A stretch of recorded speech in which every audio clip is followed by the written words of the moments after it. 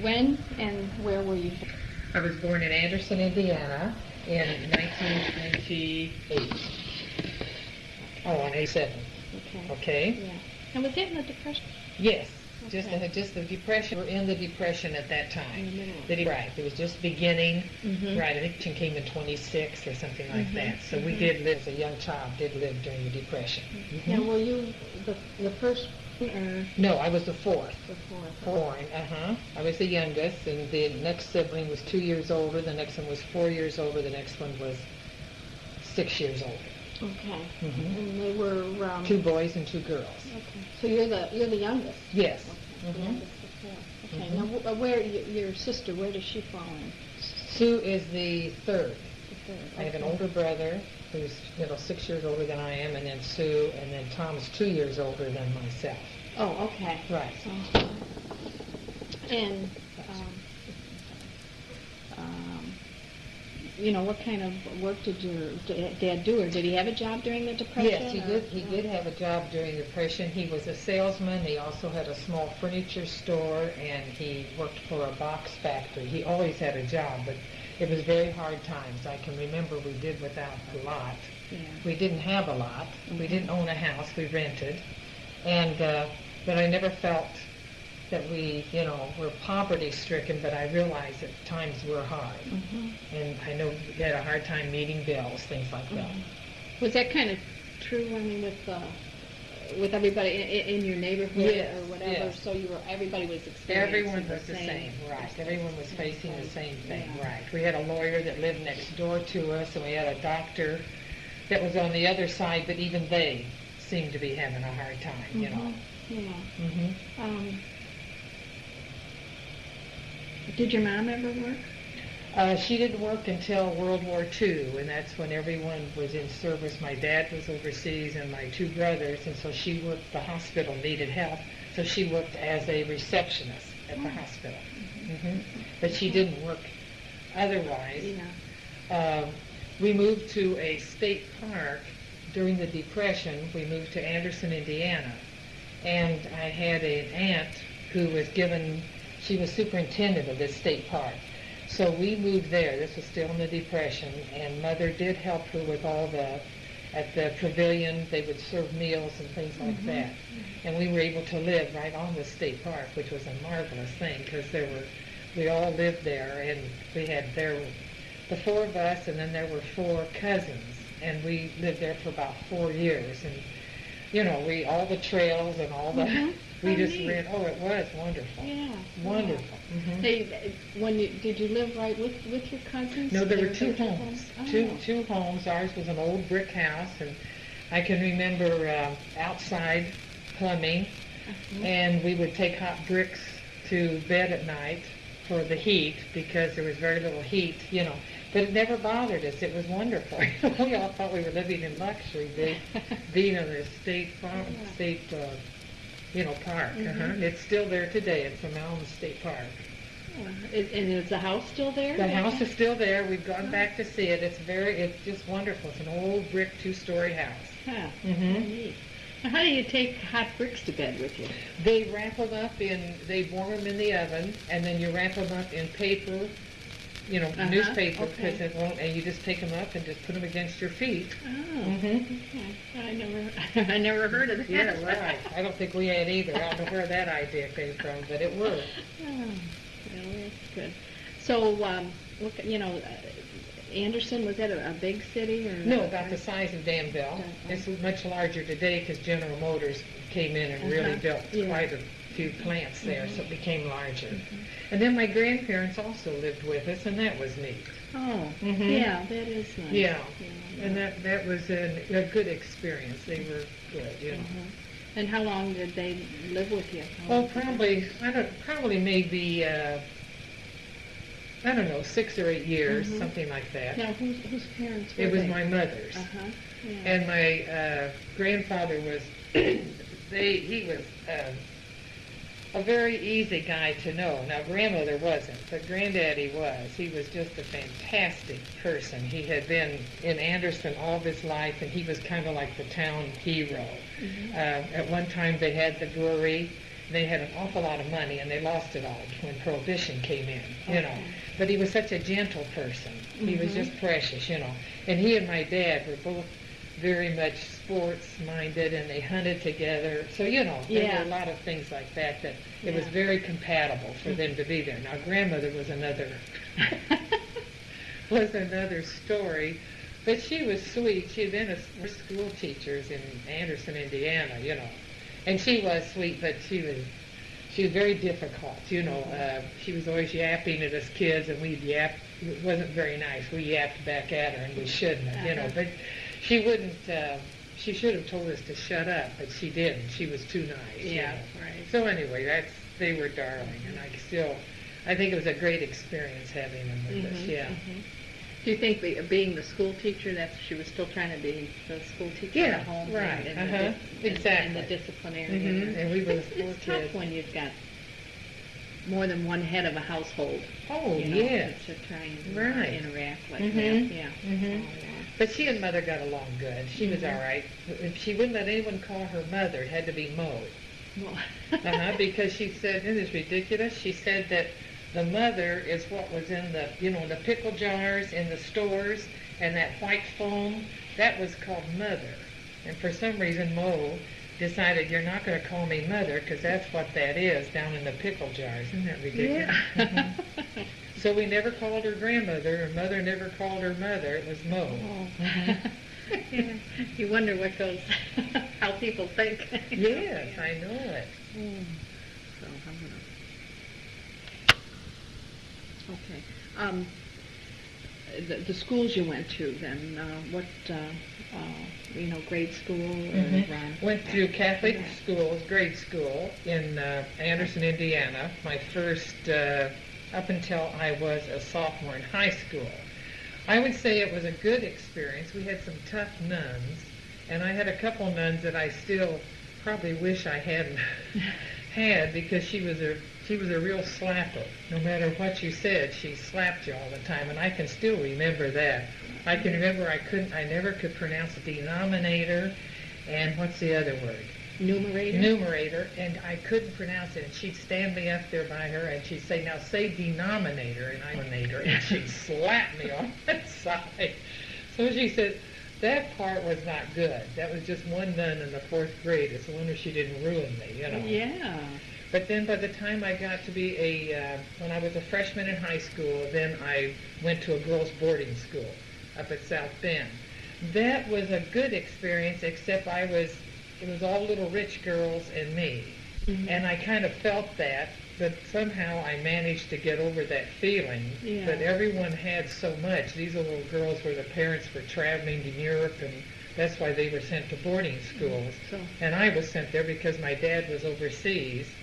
And this one man who had been vice president of General Motors, his daughter, who had been a lifelong friend of mine, had been there ever since she was in the 7th grade. So he asked my dad, when he heard he was going overseas, if he could send me up there with her. So he sent me my last 4 years into St. Mary's Academy. Okay. And it was a good experience. I wouldn't tell everyone. It was during the war, and, everyone was overseas, and, your parents were, you didn't know where my dad was. My brother was a paratrooper, and he was German, we knew that, and my dad was over in Africa when they were going across. So it was probably good. That part was a good experience, and we had a lot of good support. The girls, we kind of were all clustered together. Mm-hmm. The nuns were good. Mm-hmm. And I wouldn't say everyone should be sent away to boarding school. But it was fine, With the times, I mean, that's right. Yeah, just, that all Mm-hmm. makes a big it all difference. just took in together, yeah. Well, that was. Mm-hmm.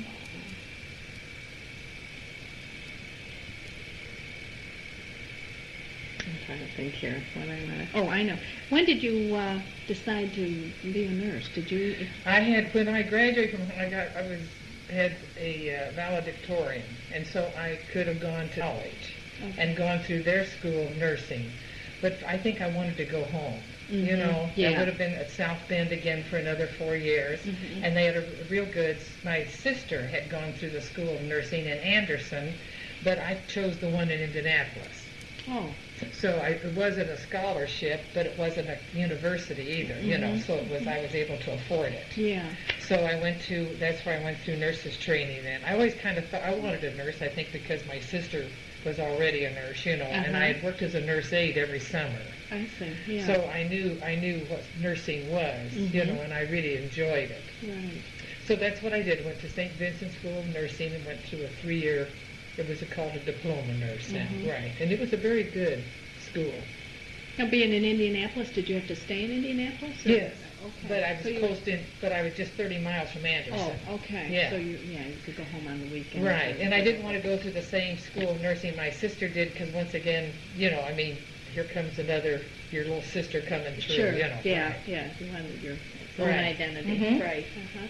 I didn't realize, all right, so when you were in high school, then your brother was in the war. Both brothers. Both Both brothers and my father. Wow. I can. That had been a tough time. Well, it was, and we didn't always know where they were. Yeah, right. Yeah. But they were really good. You know, it was the family had a good, you know, support system there, and mother was very good. It was my dad's second war, so. Oh. So he had been in the First World War also, and had been injured. You know. Wow. So when he went to this war, she told him to have a good time because this was the last one she'd let him go to. So he had was a good sense of humor. Yeah. Oh, yeah. So but he came out without any injuries. The first one he was gassed, you know, and he was injured then, but he, you know, he came back to health and did good. And your brothers, or neither one of them were injured? No. Bill was the one that was a paratrooper that was at Bastogne. We knew that and didn't know because Dad, of course, knew where his outfit was. You know, they were both officers. My dad was a colonel and Bill was a captain, I think. Right. Is Bill the one who wrote the book? I guess.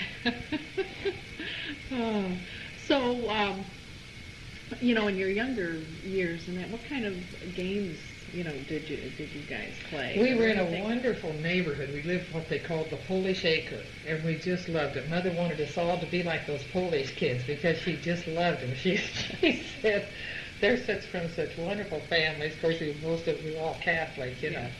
And the games we played were lots of outside games. Naturally, you know, the boys played, you know, they had rubber guns and all this and that. We had the basketball. But we played a lot of kick the can at nighttime, you know, and slip, or what do you call it, you know, and I'll draw the magic circle and a question mark and who'll put the dot. Yeah, okay, I remember those? That. Yeah. We played a lot of hide and seek. Right. Yeah. It was hide and seek like that. Marbles. I remember that. And jacks. The girls always played jacks, right? We played paper dolls. Yeah. We had that. Lots of paper dolls. We'd get together for that. And I'm trying to think of some other, of course, the boys, we had a nice little park, and we all went over, you know, it was very easy. You could go over, and all the kids would be at the park, and it was always supervised. At that time, they had a lady who was right there, so it was really nice. Yeah. And how did, you know, in sharing, or was there any problems, you know, with like the fighting or the, you know? No, it was not, no. I don't remember any real bad things like that. How about maybe with you and your sister? Or? The one, Sue, who was, you know, I still hold this against her, the one who was 4 years older than I was, first of all, she was the ideal daughter. She cleaned, she did everything, and I'd rather be out climbing a tree. So, you know, anytime she would say, you're not doing your part, you know, and she was a slapper, too, by the time I got... So I had a lot of slaps in my life, I think. But Sue, you know, and she would tease me a lot, you know, try and say she wasn't really Sue, and look, I've got my fingers don't look like Sue's, I'm not Sue, and then I'd cry, and then she'd say, yes, I am, I really am Sue. You know, she'd put me through those torments. But otherwise, we really didn't get along till when I went away to high school. Because before that, I was getting into her things, and she didn't want that, so it really wasn't. That's kind of normal, I think. Yeah, kids. Yeah, very much so. And then it really melded when I came back from being away at school, and of course she was in nurses training by, you know, getting ready for that. then we really become very close. And how about your brothers? The brothers, I was real close to my oldest brother. I kind of had that older brother ideal, you know. I just loved him. And then, of course, when he got married, well, someone else came into his life, and we kind of, then he had 10 kids, so. So we did, and Tom was kind of, he's just the one next to me, and I think Tom thought I was a snob when I came back from girls' school, you know, and he kind of let me know that. He thought, you know, you think you're better, you know, right this. So we never got real close. And he's a sweet guy and all that, and but even to this day, we're not just real close, you know. Sue and I are the closest, and of course Bill, I really, you know. Yeah. We're close when we get together, but we don't call each other all the time and like that. Right, yeah. I think that's I would say is kind of normal usually, you know. I think so, yeah. Okay, did church or any other major value system play a role in your upbringing? Yes, my mother. First of all, my mother was Catholic and my father was Protestant, but there was definite unity there. Dad drove us all to Mass every Sunday when he went out to play golf. And he'd let us out in front, but he made sure we went. And of course, he had no problems at all with all of us being raised Catholic and going to Catholic schools. He was an Episcopalian himself. And I think the greatest memory I have one time was walking past, because he was a big guy and a military man and all that, and walking past their bedroom one night, and I saw him on his knees saying his prayers. And, you know, I think he'll never know what an impression that made on me, right. You know. But anyway, and then going on through, I think the church, I think my faith played a big part, a very big part, and I think it was from having that part of, we were grown up with that, you know, our prayers. We had a good church in Anderson. We knew the priests. Dad played golf with all the priests and everything, so it was not unusual for us to have priests at the house, you know. And that was fine. So you got to know them on a different very level. Much so. Very much so. Right. And Mother was a great inspiration to us. She had a beautiful faith, you know, and when times were hard, you know, it was not difficult for her to say, we pray about it and all that. So it, you know. So it was very open. Very open. Right. Okay. And you talked a little bit about the teachers that, you know, you mentioned that one teacher that you disliked. Is there any teachers that stand out that maybe that you did like? Oh, I think so. I would say, I would say 50% of the teachers were very good, you know. I can't think of just off the hand. The rest, you know, they probably weren't the very best, but they had, they were very kind. I think, I always said, when I went to St. Mary's Academy, which was so expensive, I had the worst teachers. You know, I would have learned a lot more back in Anderson, you know. But these were, I mean, it wasn't they were bad, they just weren't the good, inspiring teachers. Right. Yeah. So that's about all I can say about that.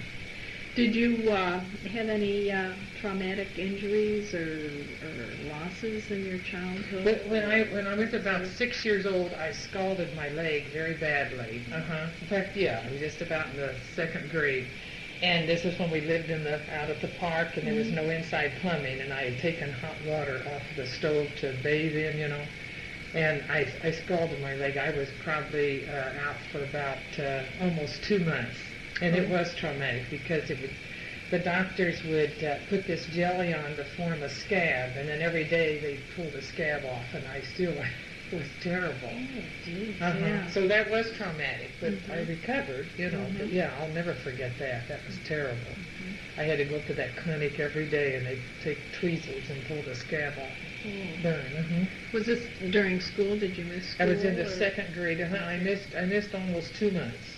I remember I stayed with my grandmother, the other side of my grandmother, and Aunt Ollie, who was just a darling woman. And I stayed in town with them because we were out at the park, and this was so much easier. Daddy would just come and get me and take me to the clinic every day. Mm-hmm. And I remember screaming from the minute I'd get off that elevator, I'd start in that yeah. But that's the only traumatic thing I've had. Well, and being, away from your mother at that time would have been 6 years old, would have been.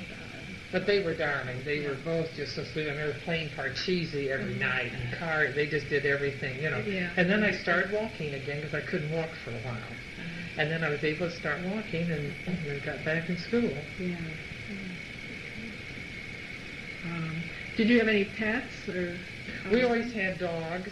We always had dogs and cats. And who was in charge of taking care of them? Well, these were bird dogs. These were bird. My dad had like 15 bird dogs, but we all helped, And I remember one time Mother said, either the dogs go or I go, honey. And he said, he'd gathered us kids around and he said, we're sure going to miss you. So she said, I never said it again. Because she said, I think he meant it. So we always had bird dogs, but we also had all kinds of pets. I mean, we always had another dog that was a house dog. Yeah. Well, it also sounds like both your mom and dad both had senses of humor. I mean, they were... They had to survive. Right.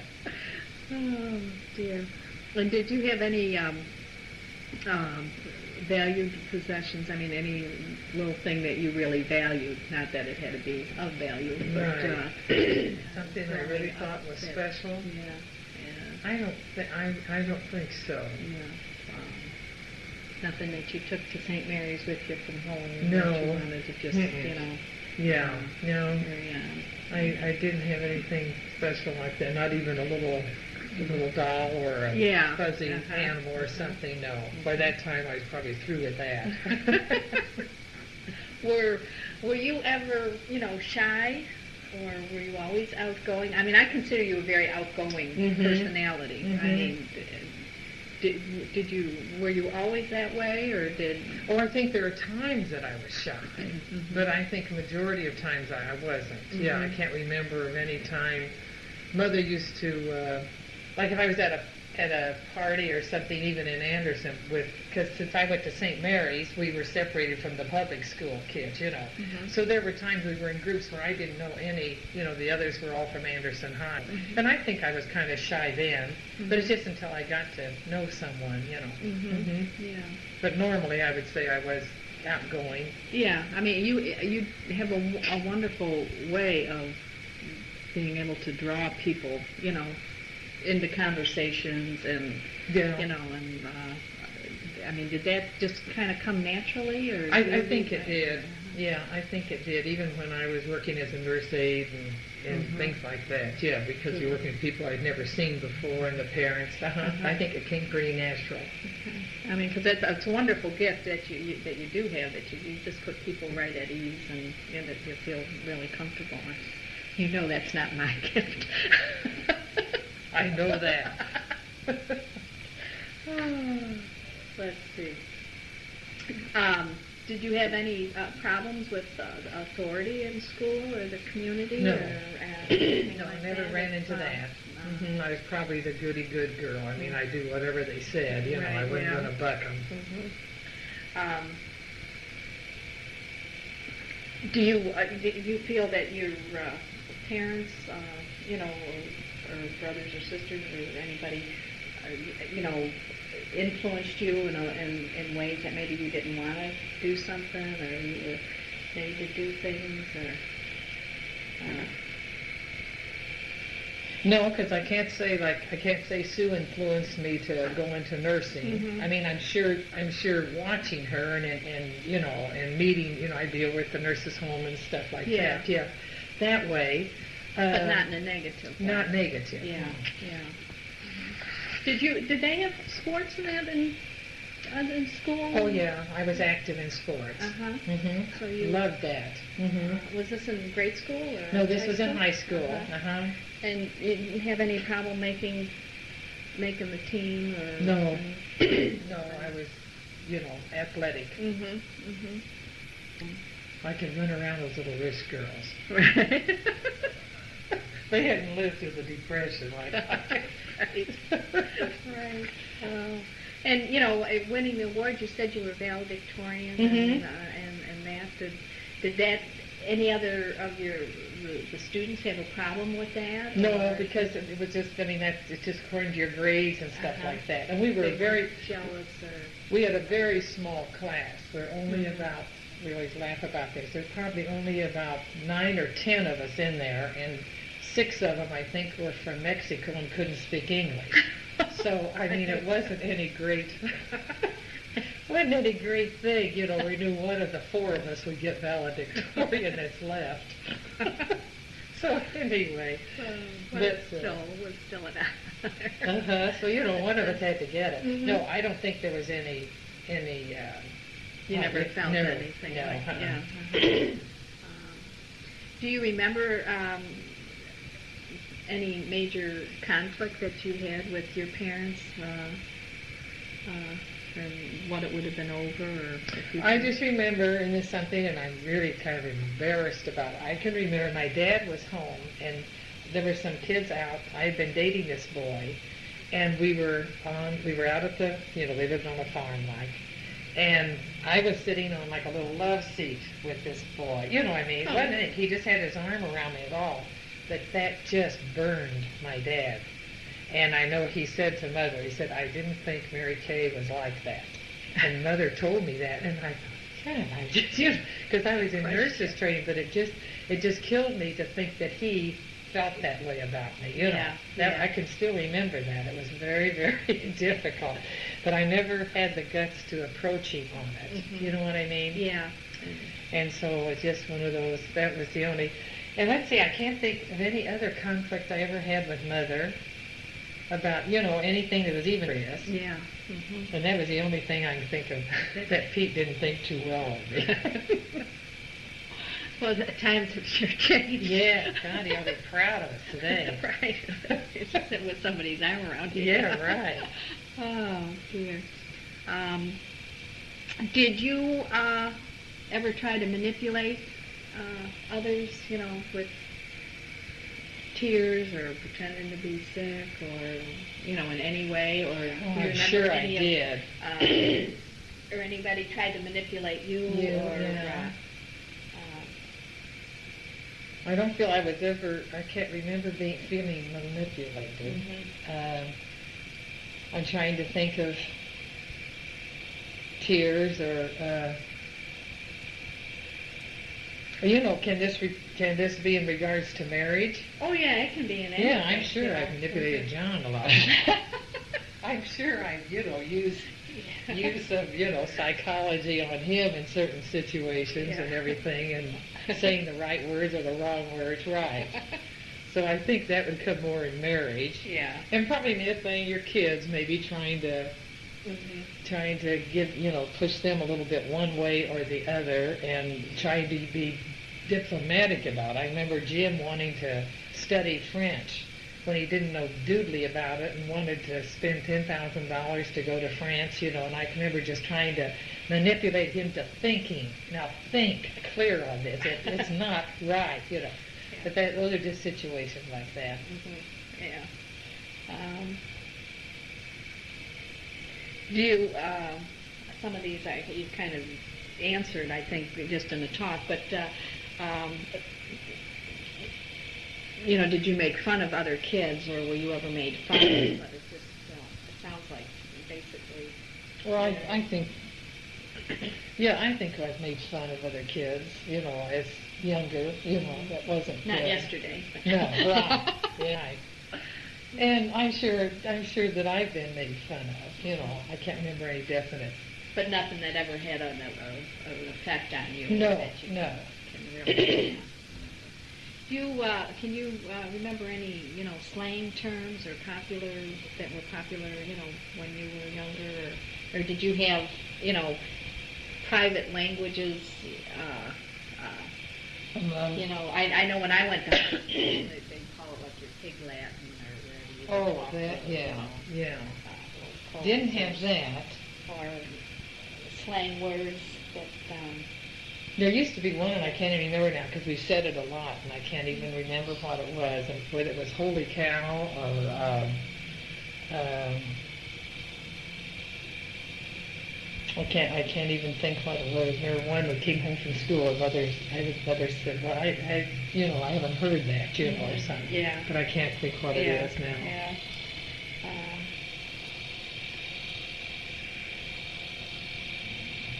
Okay. Going to a small, school, who were the most popular kids? Well, it sounds like you were, like you say, there were so few that you were all in a group. We were all in a group, right, yeah.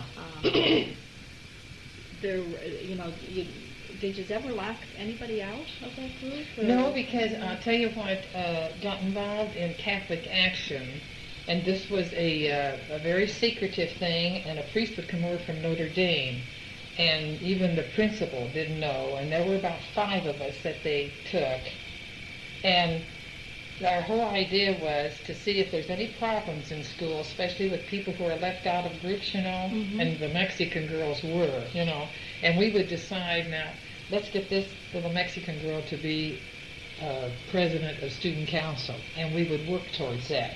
Oh. We would spread the word, or if someone was left, we'd say, let's be sure that when she's down in the rec hall, that we're over there with her, And so really, it was a wonderful thing. Yeah. He would come over, and it was called Judge, Action, and something. We would observe, and we would judge, and then we'd do an action on it. And he would come over, and it was called Catholic Action. It was almost like the little secret communistic cell, because no one knew who of us belonged to it, So that took care of that. Yeah. It was very good. Something they should implement today. They really should. Yeah. They really should. They should do it in smaller schools especially. Right, yeah. Yeah. Oh, that's wonderful.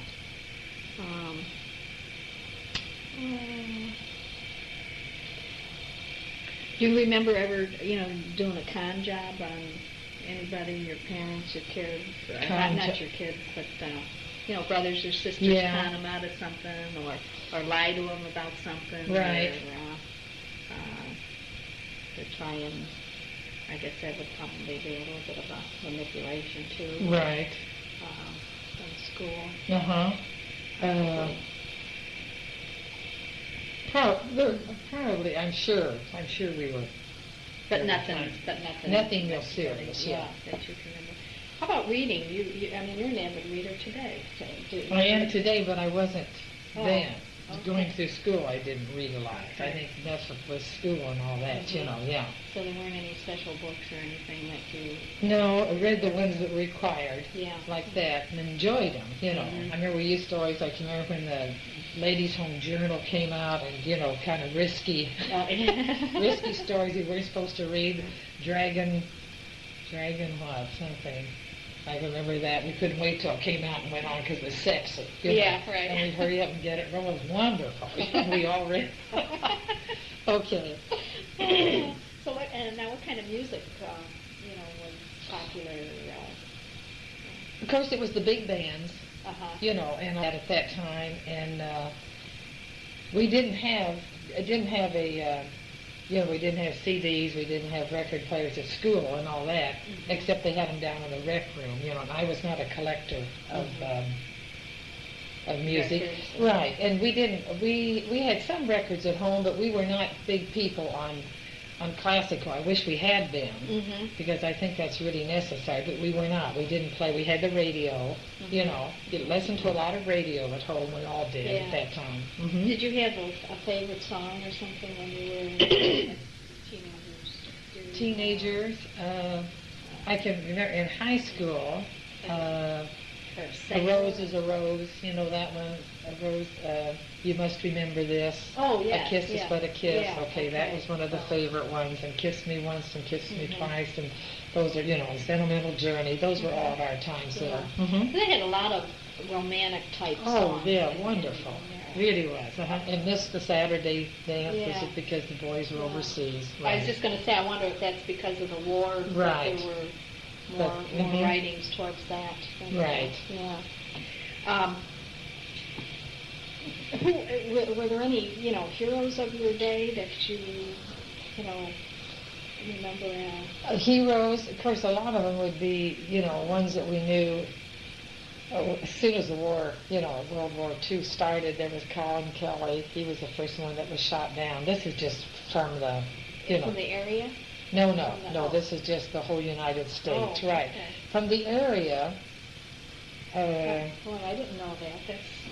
about Colin Kelly? Yeah. He was the first pilot that was shot down, and everybody remembered Colin Kelly. Mm-hmm. But you're thinking of heroes from the area. No, not any place in your life. You know, okay. Yeah, and I can remember Doolittle.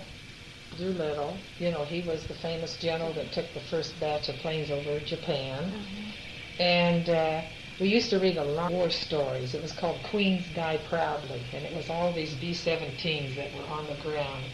And when the Japanese came over, they just destroyed all of them. The guys were trying to get them up in the air. We read a lot about Pearl Harbor. Yeah. Those are the books we read. So, okay, and your best friends, who are your best friends? Who is that one? Like in high school. Yeah. Yeah, it would be Mary Ann. Mm-hmm. Mary Ann was, but we were very close. We were all very close. There were girls all over, you know, that we were. How about nursing school?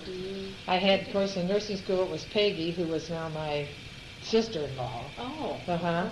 And then Mary Louise Van Winkle, and we were very close in nurses school, too. There was a group of us, probably, 10 or 12 that were very close. Yeah. Now, Peggy,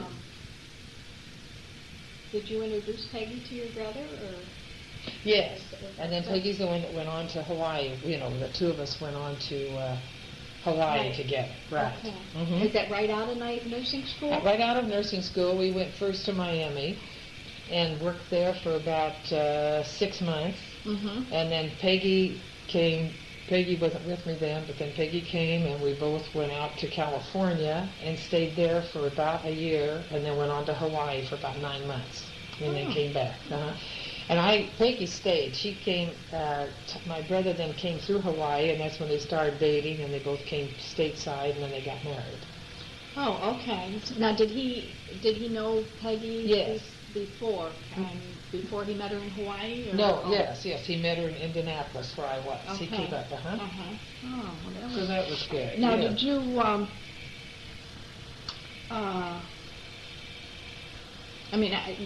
did you just decide that, we're nurses in such demand, I guess, that you decided you could just go wherever you wanted to go? Anywhere, Florida, here, to Right. And we lived with some airline stewardesses out in California, and they're the ones who ought to go to Hawaii because, you know, it's wonderful, and you can live anywhere. You know, we lived right in a nurse's home, and we didn't have to worry about apartments or getting furniture. Yeah. So we lived right in a nurse's home and worked in a TV center. Huh. And what made you decide to come back from Hawaii? John Hirt. Oh. I should have stayed. Right. Yeah, Had you met John? I met John I met John before I even went to California. Okay. And how did you meet John? Through my brother. Who married Peg. Oh, okay, your brother that married Peg. Okay. So how did John and your brother know each other? Because they lived next door to each other in Anderson. Tom was in the funeral business, and his funeral home was there, and John was with General Motors, and he was living with his sister at the time, and the two houses were right there. Oh. So those two became friends, and when I came back from Florida, then John and I met each other, and we dated, but then I went on to California for a while. Then I came back again and dated him a little more, and then I went to Hawaii. Okay. And then he told me to get the hell home. He said, enough's enough. Like Richard. Right, didn't give me any choice, just get the hell home. Oh, okay. So then, so then you married, what year was that? In 1952. 1952. And then did you live in Anderson? We lived in Anderson for just about a half a year, if that long. Oh, not even that long. And then we were transferred to Toledo, Ohio. Okay. And, golly, we lived in Toledo until we moved here. And we moved here in 57. So we only lived in Toledo about 4 years, I think, or something like that. So, with transfer. Okay. And who So how many kids did you have in Toledo? Toledo, we had 3. Tony? Tony, Tom, and Joe. And then we moved here, and then we had others. We had the others. Now, where did you have your first house? Our first house was in Anderson. Oh, it was in Yeah, we Anderson. bought this little house that wasn't very much, but it was our first home. And I remember we were fixing it up inside, and I asked Mother, I said, what should I do? There was so much to do. It was just a little old house to do. And she said, if I were you, I would get a good fire insurance, and then you leave town for the weekend. And it was killing me because I thought it was a wonderful little house, She said, honey, I'm just too old to look at something like this. She said, I've been through this, And she said, but go ahead. She said, youth is wonderful. You just have a good time with it, But we were going to sell it, and then we bought another house in Toledo, right. Okay, so you weren't renting then when you were moving around from place to place.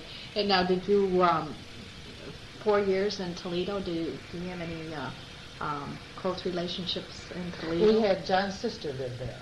Oh. And that's how John got the job. He was John's brother was in personnel with this plant, and he needed John was personnel manager, I guess, whatever it was. So the job was open, so Dick said, come on down, so we did. It was a wonderful opportunity to get into personnel work, because that's what he had been in. I see, yeah. So that was good. So we did have someone there. And so how did you get to Danville? The plant bought another plant here, and they needed a public relations man here, so John was given the job. So we came with that same company. It's called Detroit Harvester. Okay. Yeah. And so then how long was he with the company? Just only about 4 years, and they sold it, and it closed. And then John got with FMC, down at Newport, and then at that time, they were going to move us to either San Francisco or Ypsilanti, Michigan, and we were having more kids, and we really liked Danville. How many kids did you have at that time? By that time, we had 6. Because Steve, and so then we knew John Cook. We had barely met John Cook, but someone had said he has an opening in sales, and John had always been interested in sales. In college, when he took an aptitude test, it showed sales was his field. Yeah. And we knew John Cook, had a good reputation and all that. So he interviewed and he got the job, which was good because we were without a job almost, with 7th child coming, No job. Yeah, neighbors were nervous, but we weren't. I thought Bublik's would have a fit. So anyway, so that's how he got in with sales, right? Yeah.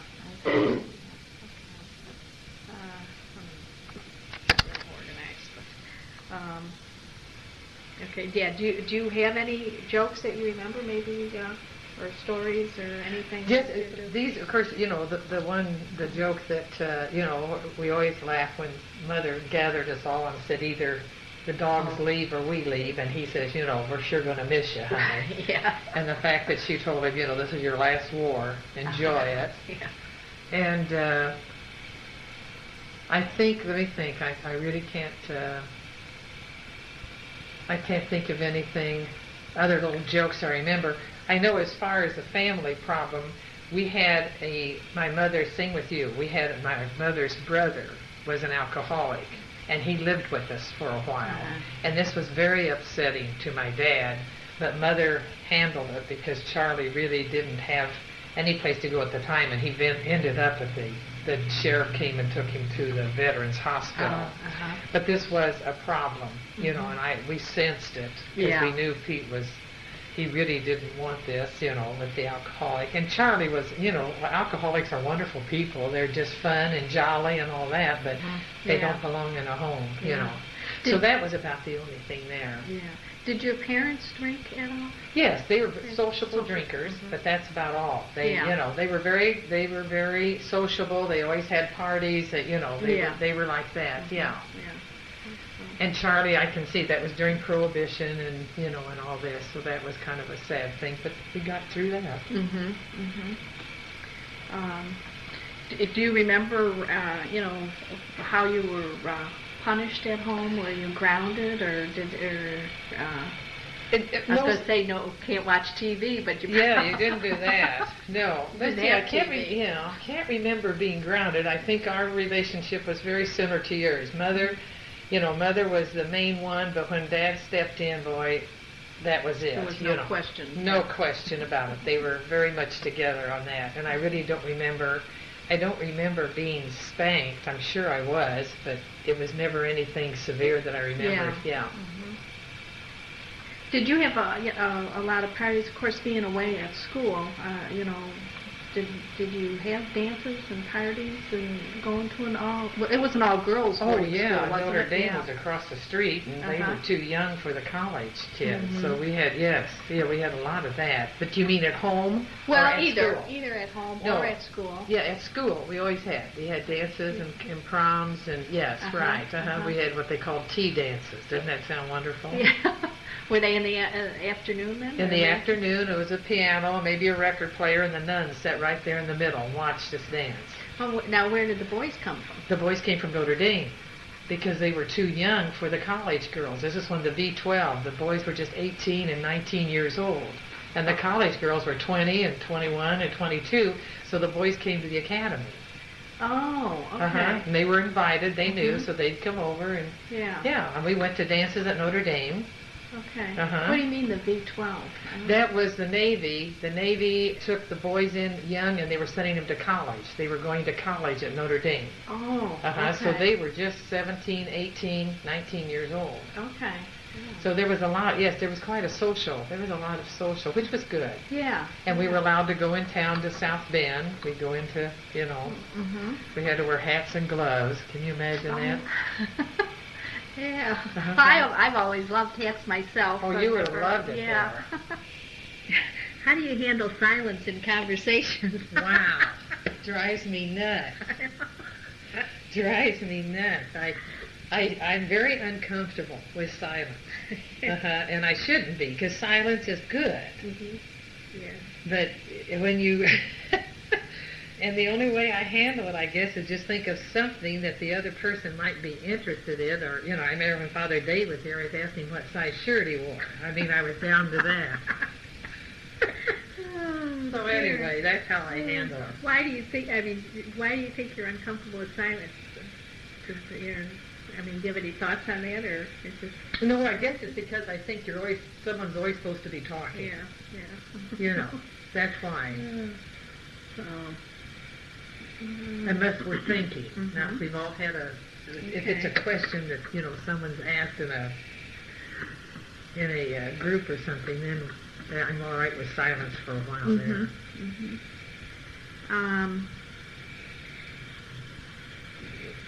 What are your typical greetings? Just, do you think... how's your day going? How are you? Everything okay? Good to see you. And it's basically like typical greetings, typical closing, right? Typical polite expression. Wonderful. Everything's wonderful. Just wonderful. What are your favorite slang terms of anger or pleasure or exaggeration when you get? Well, I know the oyster kids say, God love you. Oh, God love you, honey. Yeah, I know they hit me on that. And what else? When you get mad, do you have any particular... Any particular... Yeah, nothing special. Yeah. Damn it. Or right. Not as far as it goes.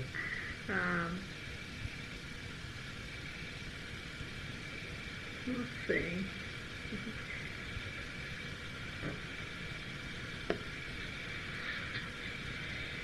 Well, how do you act on buses? Is that what it says? Yeah. Read that again. What does it say?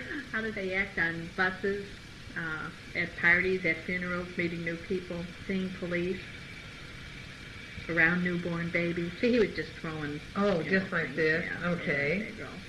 But on bus just rotates. Yeah, we wrote the other side. Right. We enjoyed it. Oh, yeah, we had a great time. Yeah. We had a great time. Do you get unnerved when you see the police? No. Only if I'm speeding. Yeah, right. The light's on me. No. Okay.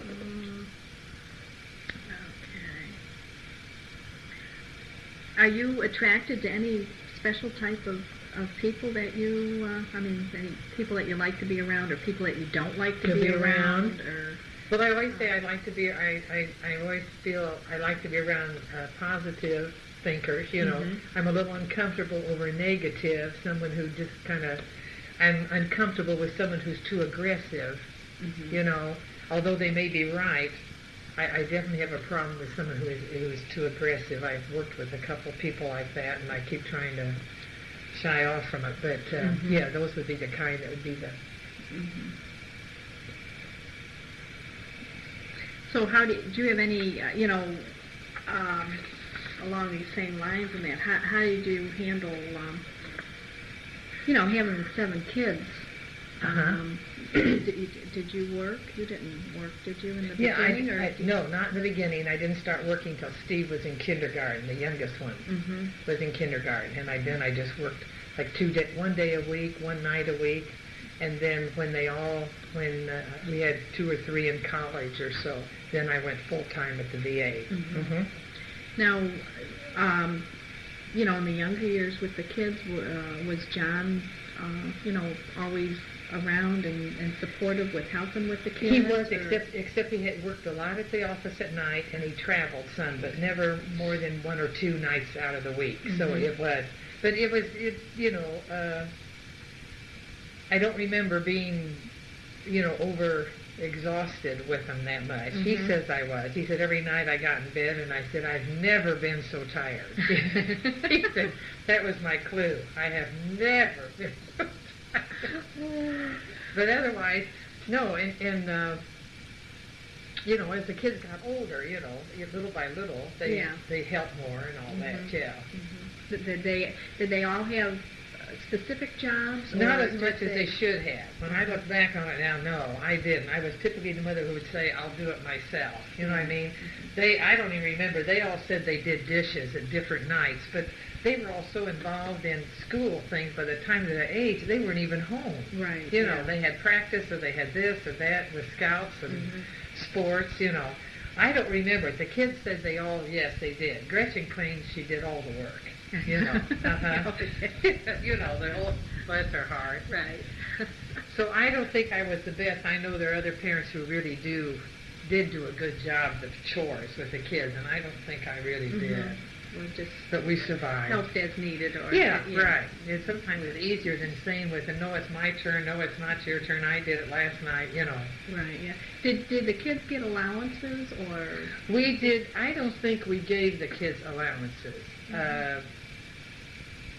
They didn't ask for a lot of money. They had paper routes.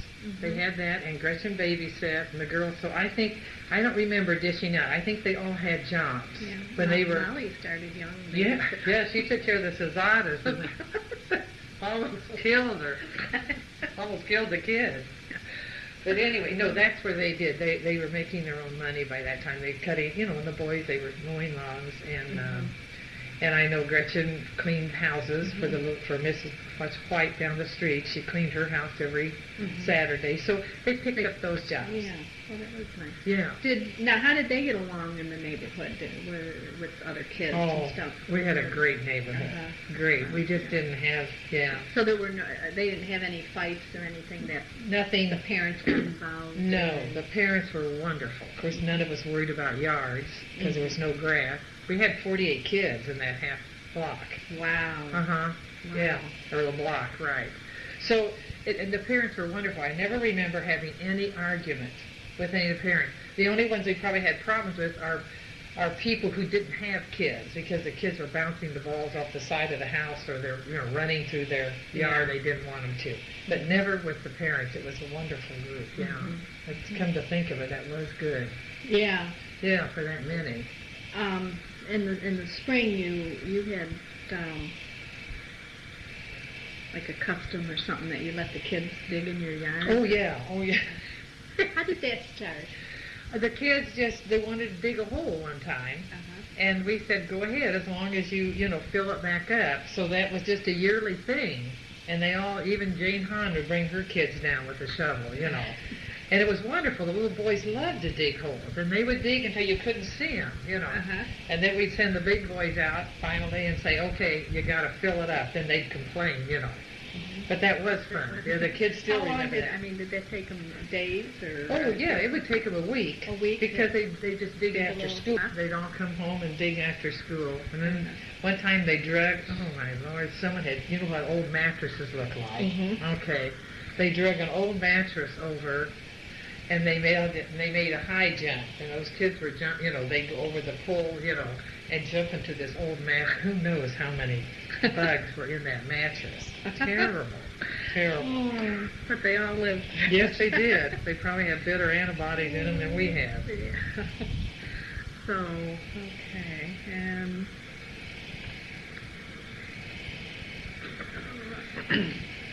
So you basically in disciplining the kids and that. John was the main one as far as, if it came down to the thing. And I don't remember, the kids, they remember him really coming up to we had a big boys' dormer there. I remember coming up and he really paddled them for something or other, But I think men, all they had to do was raise that voice and they quivered. Yeah. And I could remember, I don't remember, I'm sure we spanked them for something and slapped their hands and all. I never remember hitting them in the face or anything like that. Yeah. How were they with each other? Were they... The boys were boys. They would get into some tussles, but not as bad as I've seen Tony's kids. Yeah. They really, to me, they go at it much more than ours do. They kind of swat each other, and I don't remember ours. I think maybe we held ours down more because we had more kids. You just couldn't. John just wouldn't tolerate teasing. Yeah. And and your space would have something. Yes, to do right. You just couldn't have them knocking each other around. Yeah. Did they, the older ones tease the younger ones? Well, I'm we got this. Okay, yeah, fine. Just, No, that's a little fine. bit more here. Okay. And basically now the kids are all grown. Right.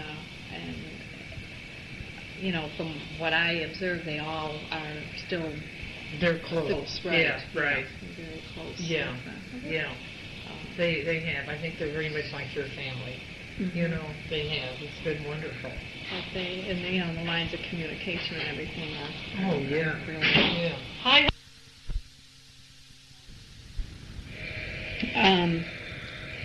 Probably, and your typical day. When you're meeting people that you don't know personally, do you make kind of superficial contact with them? Do you? Yes, I would say so. Just carry on a conversation? Ask them where they work, or might even ask them where they live, how many children they have, like that. Rather than just not saying anything at all. Right. I would be more apt to start a conversation than not.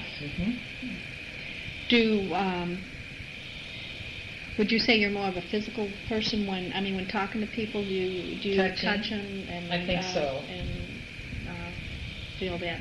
Yes. And when people are talking to you, do you mind if they get close to you or get close to you? In a conversation. If somebody is touching you or sitting there, does that bother you? No, that doesn't bother me.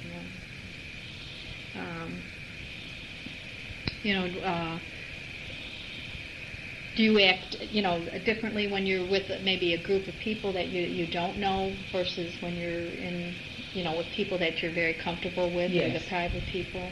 I would think so. I feel more free in what I'm saying, and when you with the kids and the family growing up and that, did you have your suppers and that? Were they usually together? No, they weren't often. We did more of that, but mostly it was because John was on the road And I always fed the children first. I ate with the children, or I get that, but I always had them fed before John came home, and then he and I had our dinner together. As the kids got older, because of sports and everything, they were never all home at the same time. So we really ate very little as a family, except on special occasions. And I wish we probably had eaten more together. We just didn't fall in it because of his traveling. Right. Yeah. And he'd be in later. The kids wouldn't get home till 6 or 7, and they were hungry. So I always fed them first. And with the kids, communicating, so they probably talk most to you about what went on in school. Or, right. Just the things that went on that day. Right. And did they, share with their brothers and sisters too? I think they did. Of course, there was a big age difference there. There was 10 years difference between the youngest and the oldest. So I think they shared some, maybe not as much as maybe if I had encouraged it more. But yeah, they did. I don't think we did. Did you get help from the oldest, from Tony and that, with the youngest and the baby and they were good with that.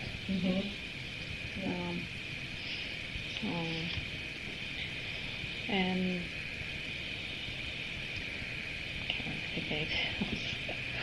I can't really think anything else. Anything, unless there's anything you can think of with the kids growing up that may have.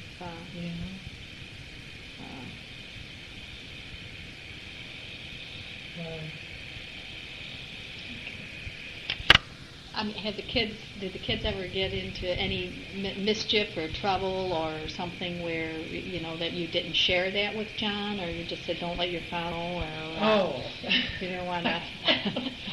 I'm sure they did, but I'm trying to think of anything that really went on. But I think he mostly knew everything that went on. Yeah, I don't think there was. Yeah. It did. Either someone told or or it came out. Right. Well, so I know that I've been guilty of that. Don't tell your father. Yeah, right. Just handle this. Just get it done. Right.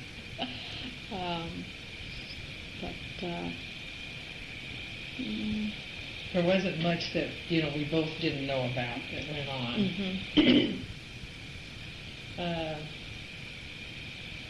Did you have trouble finding a private time for you and John to talk without the kids being around, or did you make special time for? Well, I think that's why we had dinner together, because the older ones would take the little ones out and play outside, so we had the dinner together then, and that's when we really had our time. And then after they were all in bed, then we had time. After everybody was in, then that's when our time was. And it seemed like it was pretty much, it was good. Yeah. Then you basically had a set time that they had to go to bed and right. Yes. Yeah. Okay. I know you're an avid golfer. So how did you get started golfing with your dad? My father was a golfer, and we belonged to the country club at that time. And we would go out and play very early in the morning, like even at 5 o'clock in the morning, because So that's how I learned, and then what age was that? I started playing probably when I was in the 6th grade. As a girl, it was kind of early, but my brothers, we all played, and we went out real early before the golfers. We could do that. And then later on, I took golf lessons.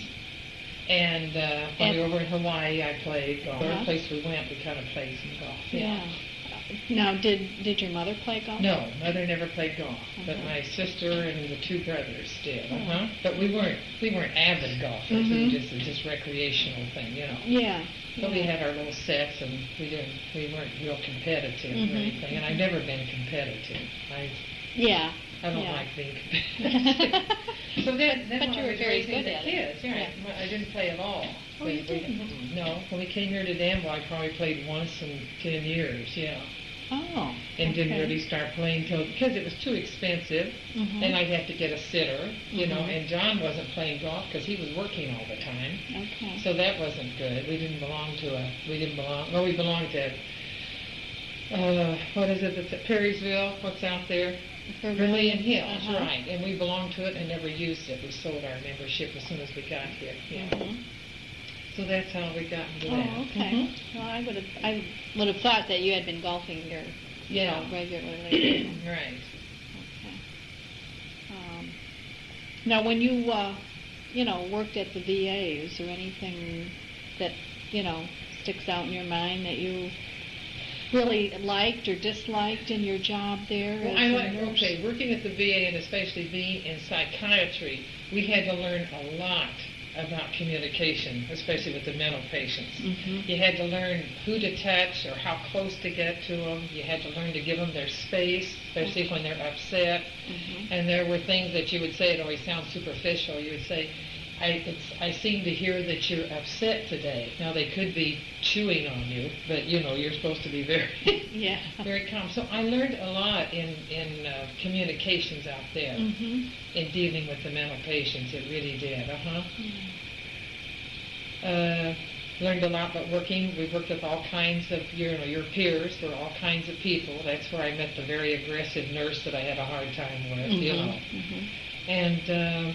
now, when you say aggressive, she aggressive towards the patients or aggressive with authority? Towards us. Yeah. And we could be wrong, and she'd tell you're wrong. She didn't know how to say it correctly. Yeah. Right. Is aggressive the word I want to say? There's another word. But, instead of saying, Kay, that you shouldn't have had it, she'd just jump right in and say, that was a dumb way to do it. Right, yeah. But she was right. It was, whatever I did was, I could never argue with her about it. Right, but it's just the way it's being handled. It's the way she's handled it, right. That's what they... Right. How you say something can... Yeah, right, absolutely. And I used to think, now, why can't I remember that? Smart little thing. Did you ever feel in danger at all out there? Oh, sometimes you did, but there were people around you. You just had to be very, very careful. If you really see someone getting very disturbed, yes, there were people that did worry me. We had one man that was there. He was like an Indian, and he had murdered someone at the last place he was there. But he liked me, and I got along. His name was Jim. But he did scare me because I knew he was very, very, he could be very irrational and he could just go off the thing. But he'd always come up to me, and I never knew, is this the day, Jim, that you're going to slam me against the wall or not, Did you ever have any? No, I never was hit.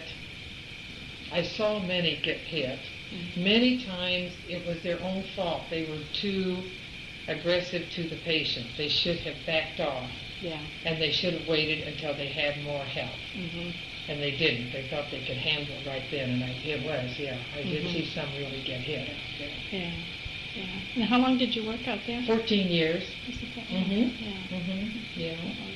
It was a good experience. Yeah. They taught you. They had a lot of good seminars, a lot of good, what do you call it, where you have a seminar, but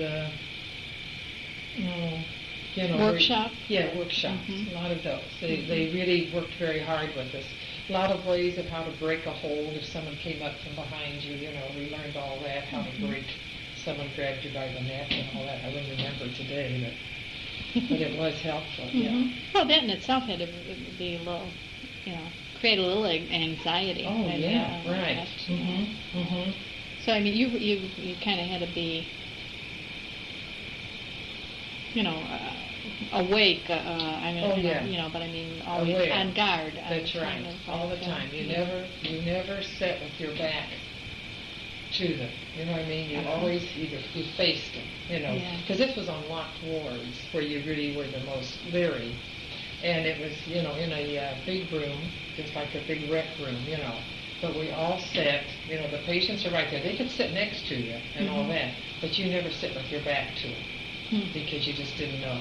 And those are the ones that you couldn't trust. Yeah.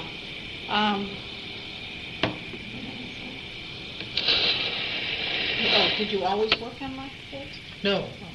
worked on open wards, and then worked with alcohol and drugs for about almost 10 of those 14 years. I was with alcohol and drugs. But we were always called to help on these other. They would call us, you'd have to work those wards. Someone didn't show up or they needed extra help, So that's what I don't think I could have taken every day on the locked ward. It was too much. Yeah. And there were fights, and there were, the patients, and it was just more than you just never knew. So that. Now, did you work with in counseling any of them, or was just more or less to administer? The counseling would just come in talking to them and letting them express how they feel. Yeah, that was the main thing of counseling. Of course, in alcohol and drugs, we definitely had counseling. We held classes, and we gave, we gave spiels and stuff like that in regards to health and what alcohol